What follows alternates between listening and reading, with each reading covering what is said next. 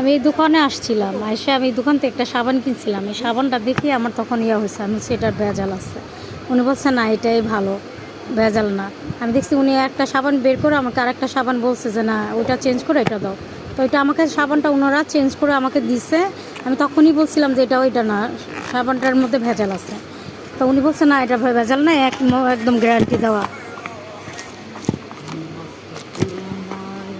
এই যে আমি ওটা কাটছি, দেখেন আমি আগে একটা সাবান ইউজ করছিলাম, ওটা ওরকম ছিল না, ওটা গাঢ় কমলার ছিল। এটা দেখেন সাদা সাদা।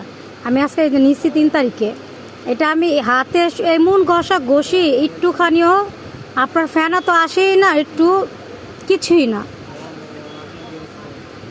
এর জন্য দোকানে আসছি, ওনাকে বলছি, যে লোকটাও ছিল ওনাকে বলছি, উনি বলতেছে যে ভাইয়া ওই যার থেকে নিছেন তাকে আসতেছে, আপনি তার সাথে কথা বলে দেখি আসুক কি হয়।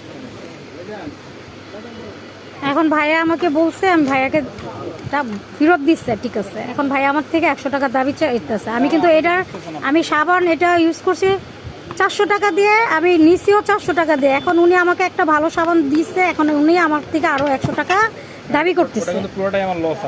এখন আপনার লস হচ্ছে, আমি তো আপনার সাবানটা ঠিক আছে, আমি আপনার কথা তো অস্বীকার করতেছি, আমি তো বিক্রি করতেছি আপনি সবসময় সেল করতেছেন, আমরাও কিন্তু নিতেছি। আমি এমন যে না নতুন, তাহলে তো আমি আপনার কাছে আসতামই না, ঠিক না? হ্যাঁ না, এর জন্যই তো আমার আশা যে কেন এটা হইলো। আমি তো আপনাদের দোকান থেকে সবসময় নিচ্ছি, এর জন্য তো আমার তো মনে কোনো ভয় নাই। ঠিক আছে, অবশেষে ভাইয়া সাবানটা দিচ্ছে 100 টাকা, সে দাবি করতেছে। আমি ব্যাগ নিয়ে আসি নাই, আমি তাকে 100 টাকা দিতে পারতেছি না, আমি পরে দিয়ে